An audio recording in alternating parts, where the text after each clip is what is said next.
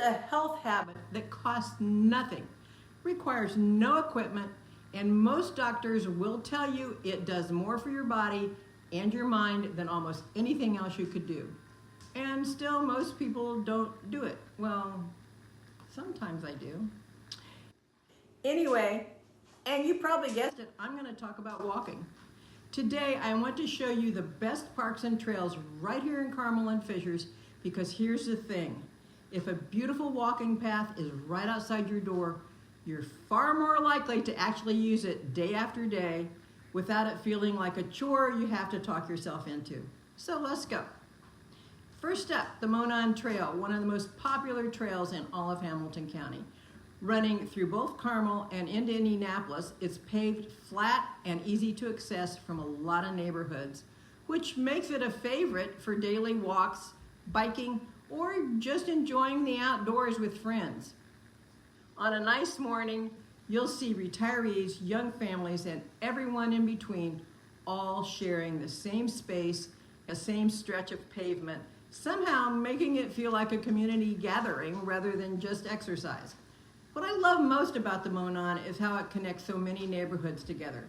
You could genuinely walk from one end of Carmel into Indianapolis, and if you had the time and the energy, all without ever crossing a major road on foot. Next, Central Park in Carmel. This one offers walking paths, gardens, and open green space, along with the Monon Center nearby.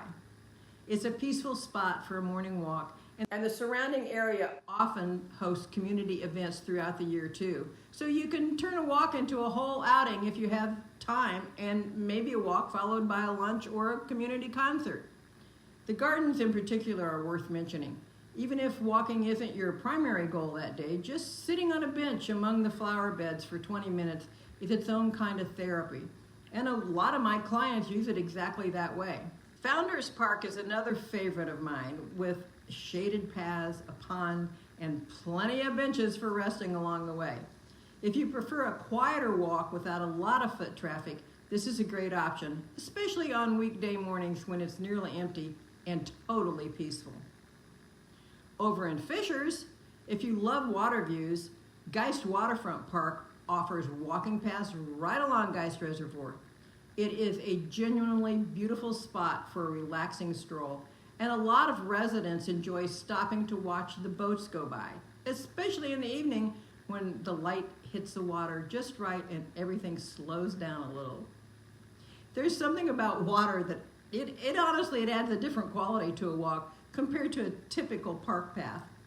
A lot of my clients tell me Geist Waterfront has actually become their very favorite spot, specifically for that reason. The view changes the whole feeling of the exercise. Fishers also offers several well-maintained neighborhood parks, including Cyntheanne Park, which features wide, flat trails that are easy on the joints and great for a daily walking routine, especially if you're easing back into a more active lifestyle after some time away from it, whether due to an injury, and I know all about those, or just years of a busy schedule getting in the way. It's also a quieter option compared to some of the more heavily trafficked trails in the county, which makes it appealing if you prefer your walk a little more peaceful and a little less crowded, especially on weekend mornings. But here's the part that matters most. Regular walking helps maintain strength, balance, and heart health, all of which become more important as we get older. It's also a wonderful way to get fresh air, clear your head, and honestly meet neighbors along the way. A lot of retirees tell me their daily walk becomes one of the best parts of their entire routine, something they actually look forward to rather than something that they need to check off their to-do list. And it's worth saying, this doesn't require training for a marathon. A slow, steady 20-minute walk most days of the week does more for your long-term health than almost any other single habit you could adopt. I've also noticed something interesting over the years. The clients who build walking into their routine early in retirement tend to maintain their independence longer than those who don't. It's not a guarantee, of course, but nothing in life is, right? But the pattern is hard to ignore after watching it play out again and again with people that I've worked with. When I help clients search for a home, I often often ask about their hobbies and daily routines, including how important it is to be near parks and trails. If a daily walk is part of your life, or part of the life you're hoping to build, it's worth choosing a neighborhood that makes that easy. Something you can step into, not something you have to drive to first. That very small difference is what actually determines whether a habit sticks for years or fades out after a few weeks. And if you have a dog, they're not going to let that fade out at all. I always recommend actually walking a potential neighborhood before you buy, not just driving through.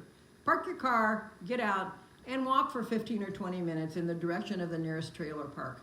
Notice the sidewalks, the shade, how it actually feels underfoot. Photos and listings can't tell you any of that.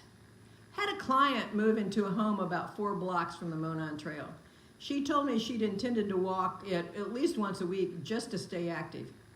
18 months later, she's out there nearly every single morning, and she's made an entire friend group out of fellow regular walkers she sees at the same time on the same stretch of trail almost every single day. That's what proximity does. It turns intentions into habits. Compare that to another client who loved the idea of walking more but moved to a home that required a 10-minute drive just to reach a decent trail. A year later, she told me honestly, she'd used that trail maybe 4 times total. The drive itself became the excuse not to go every single time, even though she genuinely wanted to walk more. The lesson here isn't about willpower, it's about geography.